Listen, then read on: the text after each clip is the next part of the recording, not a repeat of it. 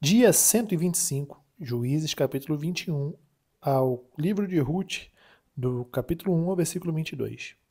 Ora, os homens de Israel tinham feito um juramento em Mispá, dizendo: Nenhum de nós dará sua filha em casamento aos benjamitas. O povo foi a Betel e ali ficaram até a tarde diante de Deus. Levantaram a voz e choraram amargamente. Disseram: Ah, Senhor, Deus de Israel, por que aconteceu isto em Israel? Porque hoje falta uma tribo. No dia seguinte, o povo pela manhã se levantou e edificou ali um altar. E apresentaram holocaustos e ofertas pacíficas. E os filhos de Israel perguntaram: Quem de todas as tribos de Israel não compareceu à Assembleia do Senhor? Porque tinham feito um juramento solene. Quem não comparecesse à presença do Senhor em Mispá seria morto. Os filhos de Israel tiveram compaixão de seus irmãos da tribo de Benjamim e disseram: Hoje foi eliminada uma das tribos de Israel. Como obteremos mulheres para os restantes deles? Pois juramos pelo Senhor que não lhes daríamos em casamento nenhuma de nossas filhas. E perguntaram: há alguma das tribos de Israel que não tenha comparecido à presença do Senhor em Mispá? E eis que ninguém de Jabes de Gileade tinha ido ao acampamento, à assembleia. Quando contaram o povo, eis que nenhum dos moradores de Jabes de Gileade estava ali. Por isso, a congregação mandou para lá 12.000 homens dos mais valentes e lhes ordenou, dizendo: Vão e matem os moradores de Jabes de Gileade a fio de espada, tanto homens como mulheres e crianças. É isto que vocês devem fazer. Matem todos os homens, bem como todas as mulheres que não forem virgens.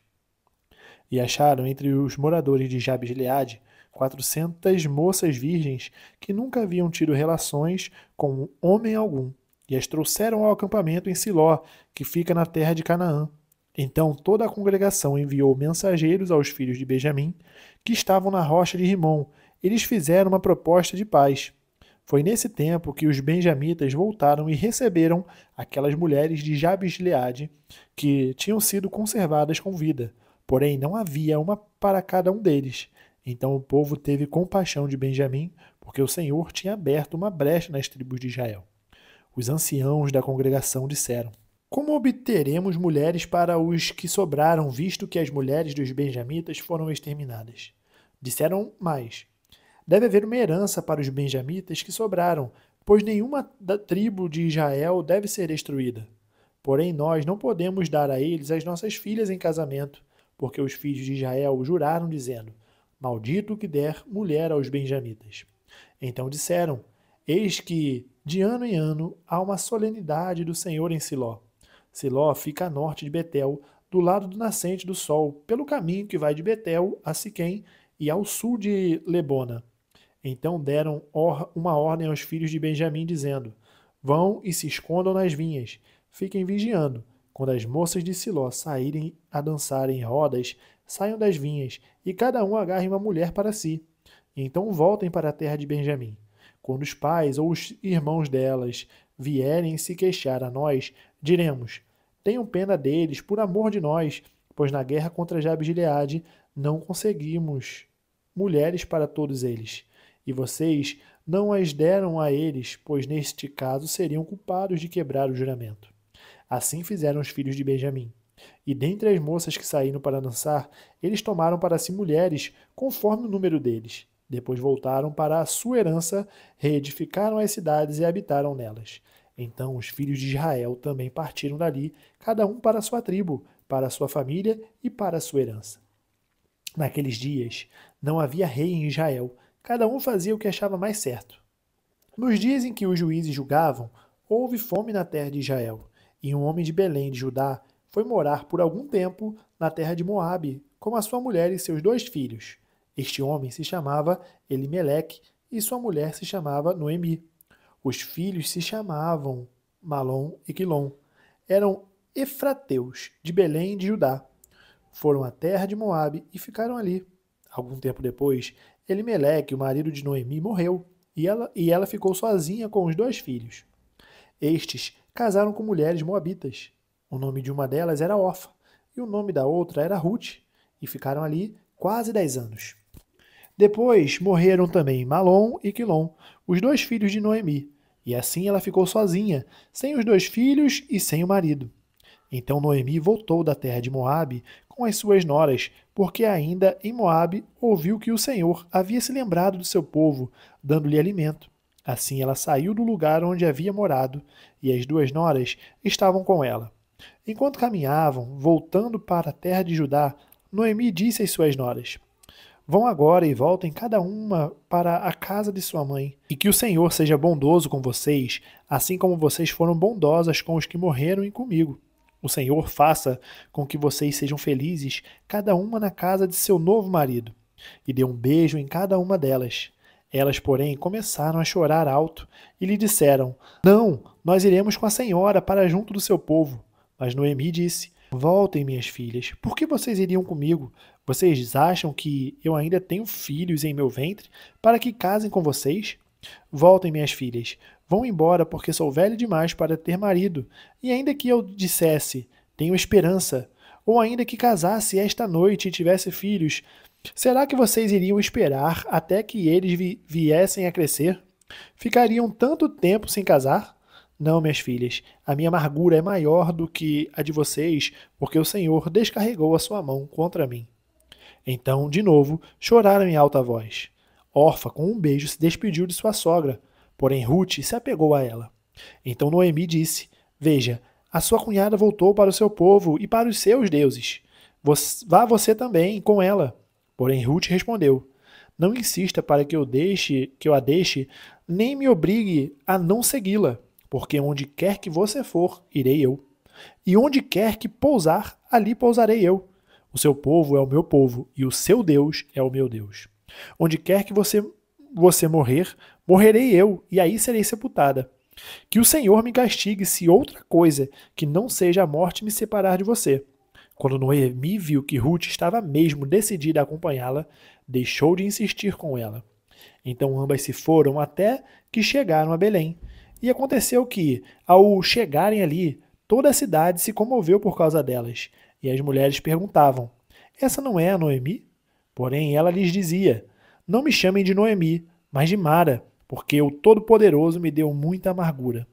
Quando saí daqui, eu era plena, mas o Senhor me fez voltar vazia. Por que então querem me chamar de Noemi, se o Senhor deu testemunho contra mim e o Todo-Poderoso me afligiu? Foi assim que Noemi voltou da terra de Moabe com Ruth, sua nora, a Moabita, e chegaram a Belém no começo da colheita da cevada. João capítulo 4, versículo 1 ao 42. Quando Jesus soube que os fariseus tinham ouvido dizer que ele fazia e batizava mais discípulos do que João, se bem que Jesus mesmo não batizava, e sim os seus discípulos, deixou a Judéia, retirando-se outra vez para a Galiléia, e era-lhe necessário passar pela região da Samaria. Assim, Jesus chegou a uma cidade samaritana chamada Sicar, perto das terras que Jacó tinha dado a seu filho José. Ali ficava o poço de Jacó. Cansado da viagem, Jesus sentou-se junto ao poço. Era por volta do meio-dia. Nisso, veio uma mulher samaritana tirar água.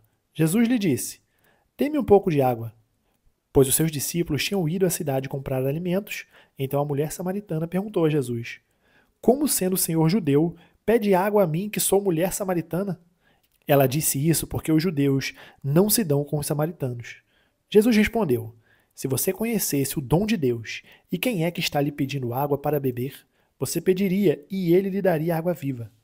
Ao que a mulher respondeu: O Senhor não tem balde e o poço é fundo. De onde vai conseguir essa água viva? Por acaso o Senhor é maior do que Jacó, o nosso pai, que nos deu o poço do qual ele mesmo bebeu, assim como os seus filhos e o seu gado?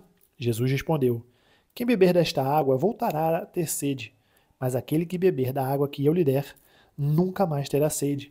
Pelo contrário, a água que eu lhe der será nele uma fonte a jorrar para a vida eterna. A mulher lhe disse: Senhor, quero que me dê essa água para que eu não mais tenha sede, nem precise vir aqui buscá-la. Jesus disse: Vá, chame o seu marido e volte aqui. Ao que a mulher respondeu: Não tenho marido. Então Jesus disse: Você tem razão ao dizer que não tem marido, porque já teve 5, e esse que agora tem não é o seu marido. O que você disse é verdade. A mulher então lhe disse: Agora eu sei que o Senhor é profeta.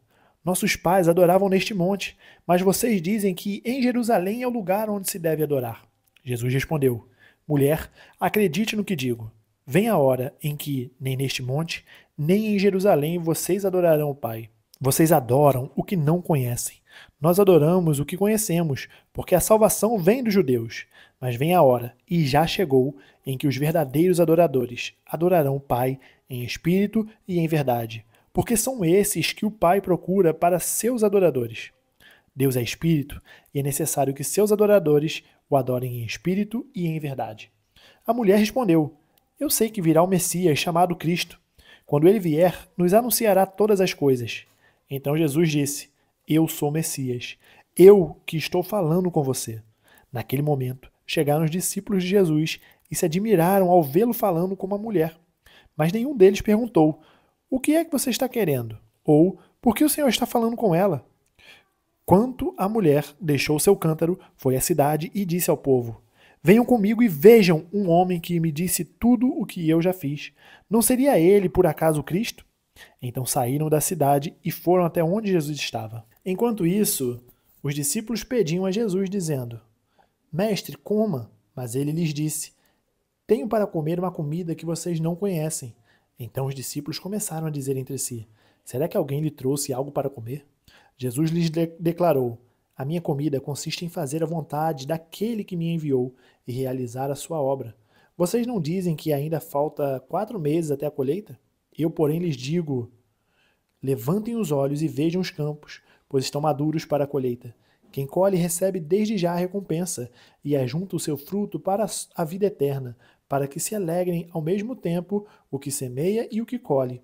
Pois, no caso, é verdadeiro o ditado: um é o que semeia, outro é o que colhe.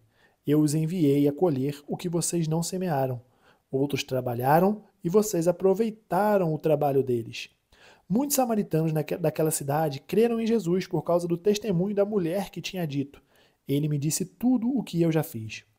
Quando, pois, os samaritanos foram até Jesus, pediram-lhe que permanecesse com eles. E Jesus ficou ali 2 dias.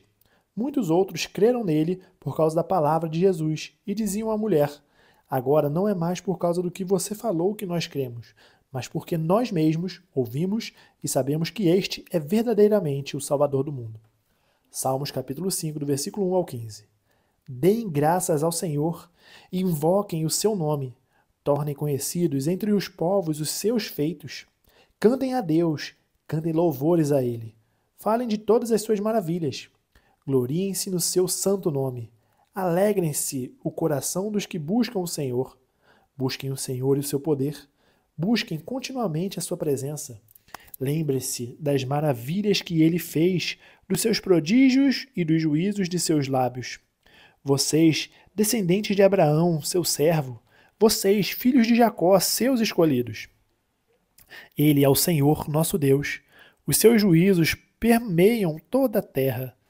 Lembra-se perpetuamente da sua aliança, da palavra que empenhou para 1000 gerações, da aliança que fez com Abraão e do juramento que fez a Isaque, o qual confirmou a Jacó por decreto e a Israel por aliança perpétua, dizendo: Eu lhe darei a terra de Canaã como porção da sua herança. Quando eles eram em pequeno número, pouquíssimos e estrangeiros na terra de Canaã, quando andavam de nação em nação, de um reino para outro reino, Deus não permitiu que ninguém os oprimisse e, por amor deles, repreendeu reis, dizendo: Não toquem nos meus ungidos, nem maltratem os meus profetas. Provérbios capítulo 14, versículo 25.